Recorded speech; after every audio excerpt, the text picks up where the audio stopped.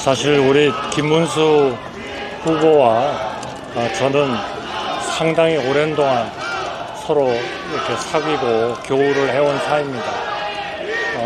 경기도 지사를 하실 때에도 제가 여러 번 가서 한미 FTA 저희 타결한 내용을 우리 경기도 지사님을 포함해서 많은 경기도 직원들한테 제가 설명도 하고 거기에서 굉장히 우리 경기도 지사님은 당시에 어떻게 보면 과거에 노동운동을 하고 이제 이런 그 정부에 뭐 이렇게 계신 적은 없었기 때문에 그런 하여튼 세계 전체 국제 경제 이런 것에 대해서 막 큰 그런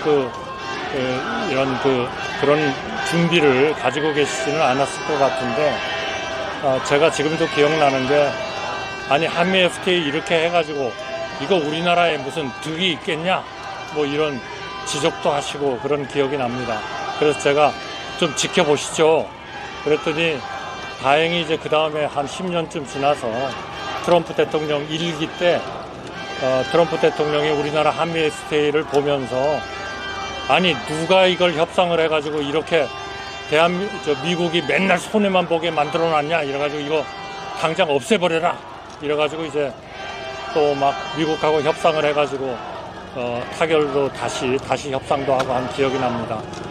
그만큼 우리 김문수 후보는 국가의 이익 또 국가가 어떻게 나가야 되는가 하는 것에 대해서 항상 깊은 사고를 해오신 분이고 또 거기에 따라서 본인의 행동, 본인의 철학 이런 것도 합리적인 쪽으로 이렇게 항상 바꾸셨던 분으로 저는 그렇게 기억을 하고 있습니다.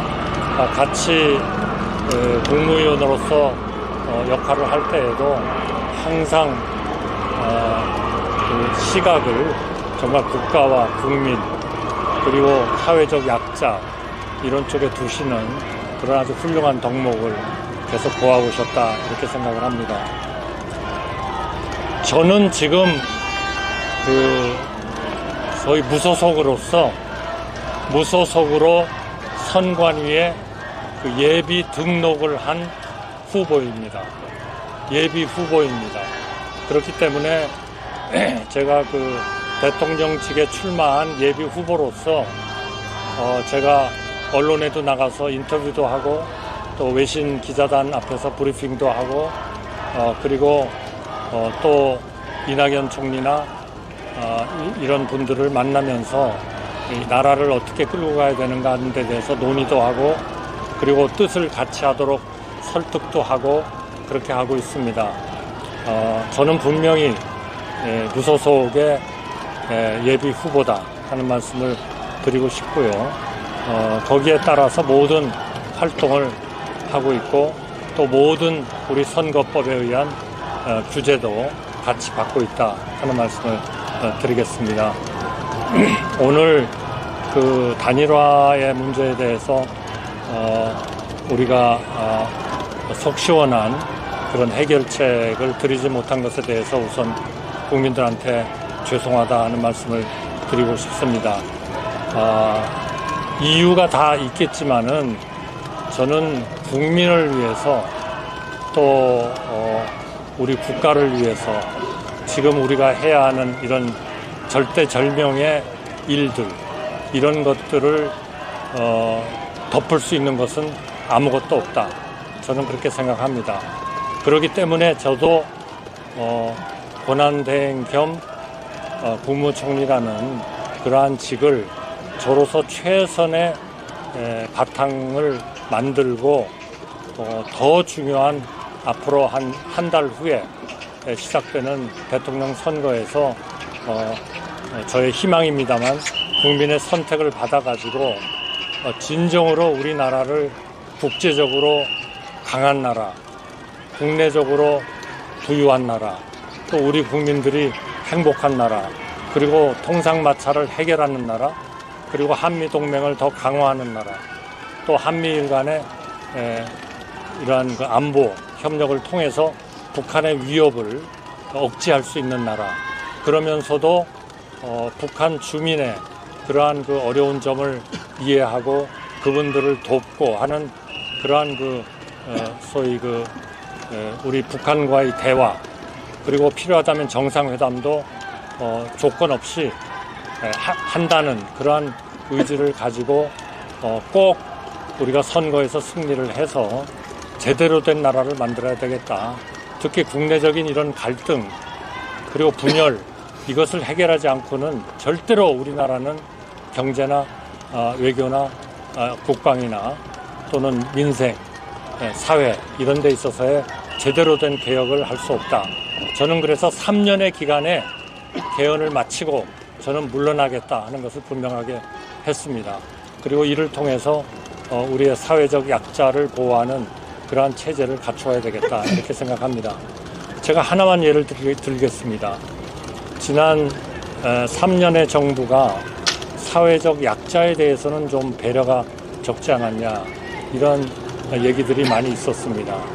제가 하나만 예를 들겠습니다. 우리나라의 가장 어려운 계층이 소위 기초생활수급자입니다. 이분들에 대해서는 저희가 생계급여라는 것을 지원합니다. 매달 한 160만 원 정도를 2023년에 지원을 했습니다만 2023년 한 해에 저희가 2024년에 지급할 생계급여를 총 21만 3천 원 월입니다. 4인 가족 21만 3천 원을 증가시켰습니다.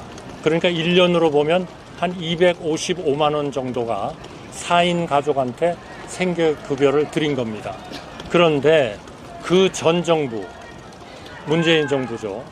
5년 동안에 생계급여가 늘어난 금액은 19만 6천 원입니다. 저희가 한 해에 늘린 21만 3천 원보다 문재인 정부 5년 동안에 늘린 월 4인 가족 생계급여가 더 작습니다. 저희가 그만큼 사회적 약자, 일종의 제3의 길을 가려고 노력을 했다. 그런 말씀을 드리고요. 제가 국민의 선택을 받는다면 저도 그러한 우리의 자유민주주의 그리고 시장 경제를 기초로 하면서도 사회적 약자를 보호하기 위한 그러한 제3의 길을 우리의 정책의 어떤 베이스로 기초로 좀 가져가려고 합니다. 그러려면 헌법이 개정돼야 되고 통상의 관세 폭탄이 해결돼야 되고 그리고 국민과 동행하는 그런 사회적 약자를 위한 국민과의 동행이 이루어져야 된다. 이런 엄청나게 중요한 것, 이러한 우리의 과제와 비해서 만약에 지금 민주당의 이 정권이 넘어가면 어떻게 될 것 같으냐, 저는 정말 생각하기도 싫습니다. 이제까지 발표된 그러한 정책을 봐도 정말 우리나라를 국제적으로 사랑받고 존경받는 그런 나라를 만들고 국내적으로 번영하고 안보에 있어서의 강하고 우리 국민들을 그 사회적 약자를 보호하고 그리고 소위 거시적으로 우리 건전한 재정 건전성을 유지하고 국제 수지 흑자를 이루고 그리고 생산성이 높은 경제를 이루어 가지고 이것은 주로 이제 우리 협치라든지 소득과 자산의 분배의 어느 정도의 적절한 조정이라든지 이런 것들이 필요한 거죠. 그러면서 좀 미시적으로는 우리 국민들의 행복과 직결되는 좋은 일자리, 주택, 의료, 그리고 교육, 그리고 우리 국민들이 아주 부자로는 부족할지 모르지만 상당한 정도의 생활을 할 수 있는 연금 제도의 개혁, 그리고 우리나라에 이렇게 부족해지는 인구 문제를 해결하기 위한 그러한 저출생 문제, 이런 것들을 해결해 나가야 된다, 이렇게 생각합니다. 이 모든 것을 하려면 결국 이번 선거가 저는 결정적이다, 이렇게 생각하고 그러한 목적을 위해서 또 그러한 성과를 내기 위해서 생각을 같이 하는 모든 사람들, 개헌을 해야 되고 개헌연대, 그리고 사회적 약자, 그리고 국제적인 이런 그 통상 문제의 해결, 이런 것들의 생각을 같이 하는 분들이 다 모여야 된다. 저는 그렇게 생각합니다. 당연히 우리 김문수 후보도 당연히 저와 함께 그 일을 해야 된다. 그것은 비단 김문수 후보께서 지난 18일 동안 약 22번, 거의 평균 하루에 한 번 정도 말씀을 하셨고, 그것도 어느 한 자리에서 서너 번, 대여섯 번 말씀하신 거는 카운트를 안 한 겁니다. 그냥 그날은 한 번 한 걸로 따졌을 때 22번이나 단일화가 중요하고, 본인이 후보가 되면 한덕수 후보와 가장 먼저 네 분 정도, 세네 분만 받겠습니다. 예, 기자님. 부모님 서울신문 조승원입니다. 만일 단일화가 안 된다면 11일 이후에 아예 정계를 떠나시는 것인지 아니면 또 어떤 방식으로 선거에 기여하실 것인지 알려주겠습니다. 저는 아까 제가 나중에 말씀드렸습니다마는 이러한 잘못된 정권에 우리 정부나 국민들이 맡겨지는 일, 저는 이거는 정말 우리 이제까지 이룬 우리 한강의 기적을 무너뜨려 버리는 것이다.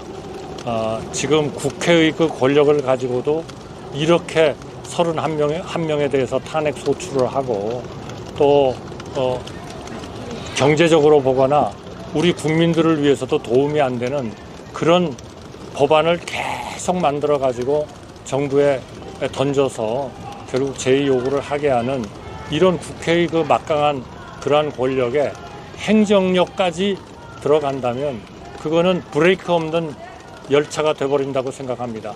이제는 어느 누구도 제의 요구권, 소위 말하는 거부권을 행사할 수도 없는 상황이 되고, 아마 본인들의 죄를 면제시켜주는 법을 만들어서 정부에다가 내던질 겁니다. 다 공포가 될 겁니다.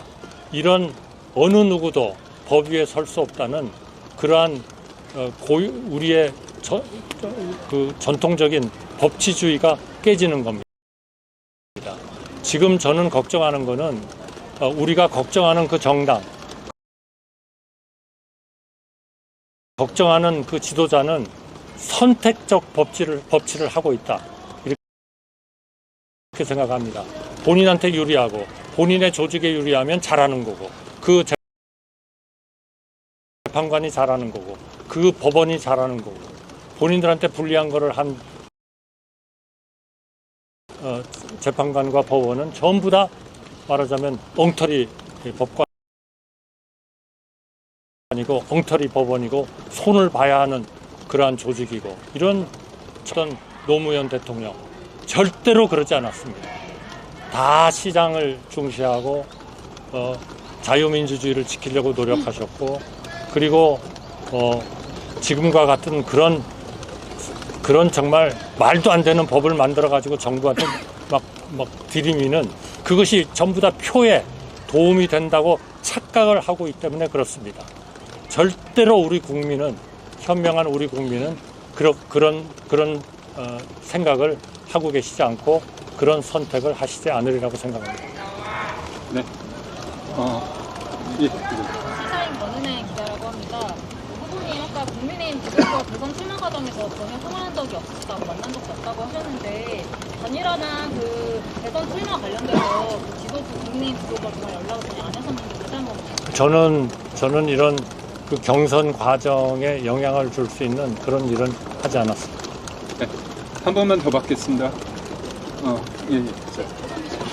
아까 그 22번 단일화를 이제 김문수 후보님이 말씀하셨던 22번이 넘죠. 예. 실제로 말씀하신 거는 아마 수십 번 더 얹어야 될 겁니다. 근데 만약에 김문수 후보님이 그 후보님과의 단일화를 구체적으로 말씀 안 하셨다면 출마를 안 하셨을 겁니다. 저는 출마를 했을 겁니다. 왜냐하면 앞으로 6월 3일이 워낙 우리나라의 운명을 결정하는 그런 선거이기 때문에 저는 당연히 거기에 출마를 했을 거고요. 그러나 단일화가 전제되지 않는 이번 선거는 저는 굉장히 어려운 선거가 될 거다. 그럼 결국 우리 국가와 국민과 우리가 이제까지 쌓아왔던 소위 한강의 기적이 전부 다 정말 엄청난 위협에 처하게 된다. 그래서 저는 이거는 반드시 되어야 되고 저는 되리라고 믿습니다.